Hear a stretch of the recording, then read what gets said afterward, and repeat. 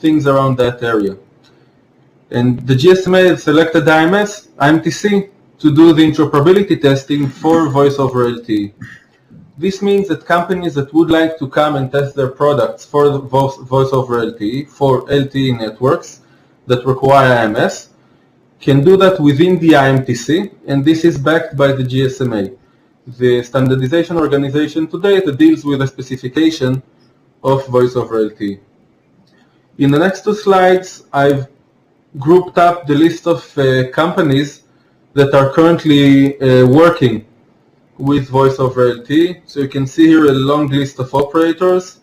And the next slide will show a list of the handset vendors and the infrastructure vendors that provide the infrastructure for that. So voice over LTE is going to happen if LTE is going to happen. And operators will simply need to move and adopt that in order to have their voice and SMS services run properly on their networks and interoperate between operators themselves. Next. What we do within the IMTC, within the IMS activity group with voice over LTE, is focus on the testing part.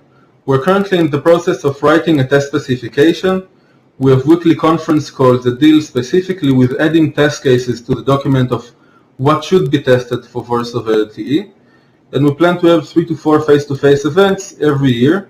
We've already had one successful event this year during February, and we plan to do the rest during the rest of the year. So if this is something that you're interested in, LTE and services on top of that, then the IMS activity group is the place to come to. Thank you. Thanks, Tsahi. And now we have the PSS activity group. Yes. Go ahead, Farid. Next slide, Okay. please. Okay. So, where is the slide actually? I don't see the slides. So, Ari, can you just go ahead anyway without the slides and we'll figure out the slides issue? We'll just talk to it. So, start the presentation. Present? Yes, please. Okay, so let's start. PSS activity group. This group actually is an interoperability test for new forthcoming standards. Currently, we are actually 10 to 12 companies attending to calls and participating to tests. We do have actually regular calls, bi-weekly actually. And for the test we are doing, this is mostly a functionality test based on members' companies' wishes. Actually, we do not push standard testings.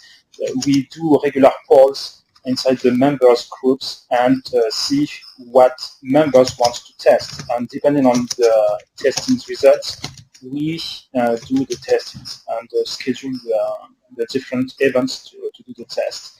The test events actually are about 2 to 3 events per year for face-to-face, plus 2 and 3 more events, virtual events organized per year. Then we do direct feedback to 3GPP for clarifications on the specification or ask for modifications when we found issues when we have done the interoperability tests. What we test currently is the 3GPP based standard since the 3GPP PSS release 5 up to the release 9. Currently, we are also testing HTTP streaming based on the Apple specification and the 3GPP specification. For example, what kind of stuff we do? We have tested the new fast content switching inside of the 3GPP specification that is to improve the switching time between streams to improve actually and have a more like TV zapping experience. We do have also a test rate adaptation to adapt the content bitrate to the network bandwidth. We do also have test to improve stream startup using the fast start part also of the 3GPP release 7. And the last HTTP streaming to have easier implementation inside the client. So the main goal actually to this group is to enhance the end user experience using faster stream playback, fast startup, and fast content switching, robust playback experience, quality of service, great adaptation, better visual quality, test of higher bitrate, QVGA contents, and we also do early testing of new exciting technologies before they reach even the market. And we also have expert members to do early interoperability issue tracking. And for the future, what we do is 3GPP HTTP streaming that is now actually approved, H.264 SVC, scalable video coding, and MVC for the 3D streaming. What we are also looking at is to do more polling actually to see what company wish to do on the next regular polls. Thank you.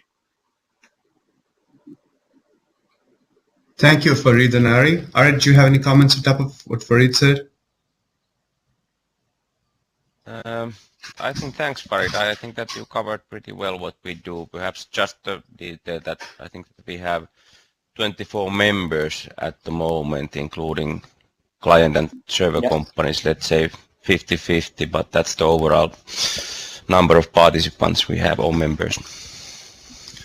Thank you.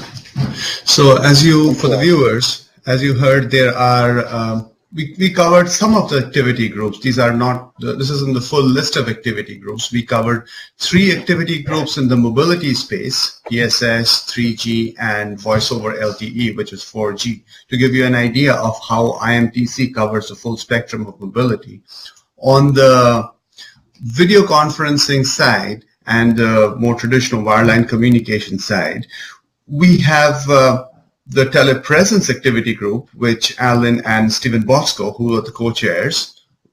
We also have the SIP parity activity group. Now, the SIP parity activity group is focused on bringing SIP up to the level of H.323 when it pertains to video. So as most of you are aware, H.323 has much richer support for video, whether it's dual streams or security and bandwidth and so on. SIP still has fewer features. So the objective of the SIP parity activity group is to identify the key features that needed to be added to the basic SIP specification and identify SIP profiles, and they've made wonderful work in that area. So that's the SIP parity activity group. There is also a metadata activity group with Andrea Basso as the chair for that. And the metadata activity group is focused on profiles and interoperability in the metadata area. There is another activity group in the intellectual property rights area, which has been focused on identifying prior art and records and information to help people navigate through intellectual property issues. And IMTC has a rich history of discussions and technical discussions, architectural discussion that provides a lot of information for the members and otherwise.